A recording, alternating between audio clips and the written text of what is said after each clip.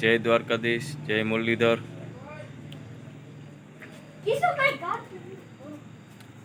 આપણે આજે છે ને હાથે જમવાનું બનાવ્યું છે, બરોબર।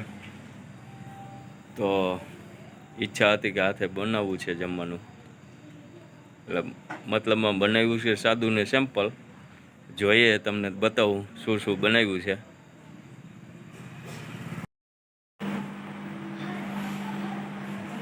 જો પહેલા તો છે ને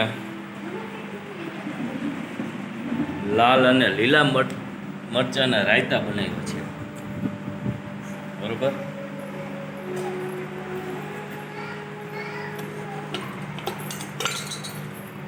પછી આ ગુવારનું શાક બનાવ્યું છે, આપણે જ બનાવ્યું છે। આપણે આમાં કોઈની જરૂર પડતી નથી આવા બનાવવામાં। આ શાક છે આપણું।